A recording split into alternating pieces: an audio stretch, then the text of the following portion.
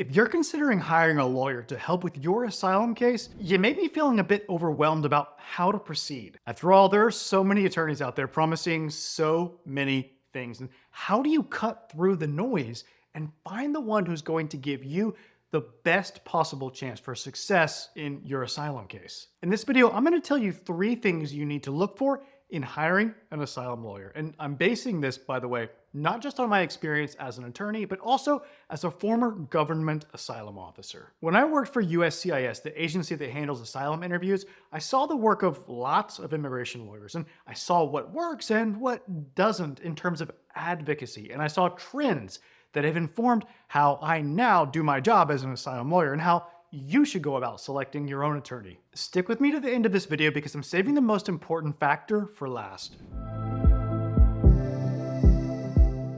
I'm Brian Manning, and I used to be an asylum officer with the government, but now as an asylum lawyer, I help immigrants all over the country to secure their future in America through asylum. Okay, here's the list of the top 3 things to look for in an asylum lawyer. Number 1, online presence. For starters, does a lawyer have at least a decent website? I'm not saying it needs to be super fancy, but they should have a sharp-looking, well-functioning website at a minimum. If it's sloppy, their work product will probably be sloppy too. But in this day and age, it's not enough to simply have a website. You want a lawyer with a demonstrated ability to explain the area of law that you need help with, and this is most often done online through social media. Lawyers who truly know their subject matter well and who know how to communicate it often like to do this through sites like YouTube. You can find the top lawyers in their field producing high-quality content on social media that answers questions, explains key topics, and really showcases the lawyer's expertise and their ability to communicate effectively. And this last bit, the ability to communicate effectively and persuasively, is really important in asylum cases. You want a lawyer who can really make a difference on the day of your asylum interview or hearing, and you can get a feel for how effective they might be by how they come across online. So I recommend that you check to see if a lawyer that you're considering hiring has a YouTube channel. If so, watch some of the videos to see what kind of feel you get from them. Do they seem to truly have a deep understanding of a problem that you need solved? And do they explain difficult concepts well in a way that's easy to understand? Do they seem empathetic, like they actually care about the people that they serve? Watching YouTube videos by a lawyer that you're considering hiring will help you prepare for your initial consultation with them and will give you a sense for their level of sophistication and for how they carry themselves. And all of this is important in settling on the asylum lawyer who will give you the best possible chance to win your case. All right, we're ready for number 2 on our list of the top 3 things that you should look for in an asylum lawyer. And we're going to stay online for this one. It's Google reviews. This is an invaluable tool to gauge a lawyer's reputation. Be sure to read both positive and negative reviews to get a balanced perspective. Look for common praises or complaints.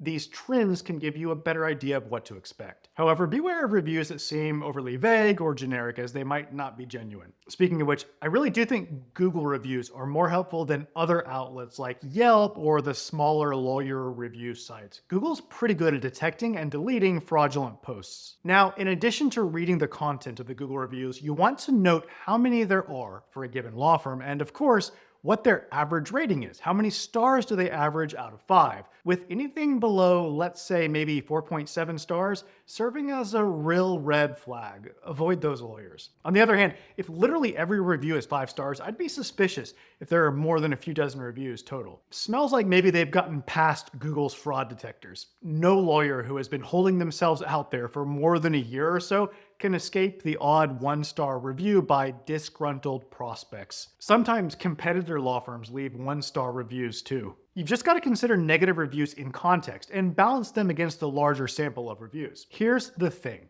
A law firm with hundreds of positive Google reviews clearly has an established reputation and a real track record of making people happy. If a lawyer doesn't have many reviews, they may be new to law or might not provide the kind of service that inspires reviews, or both. All right, that brings us to number 3 on the list of the top 3 things to look for in selecting an asylum lawyer. It's specialization. Listen, immigration law is widely recognized as being among the more complicated areas of law. It's just too nuanced, with too many policy changes happening to stay on top of it if you're not fully dedicated to it. If a lawyer does criminal law, divorces, and immigration law, don't hire them. They're spread too thin and are not in a position to really master asylum in the way that you need your lawyer to. Anyone who has any practice area in addition to immigration is not, in my view, the best choice. But I'm going to go a step further. I think you should only work with a lawyer who focuses on asylum. That's right. If an immigration lawyer does asylum, family-based green cards, employment-based visas, and whatnot, I just don't think you're going to get the same level of competence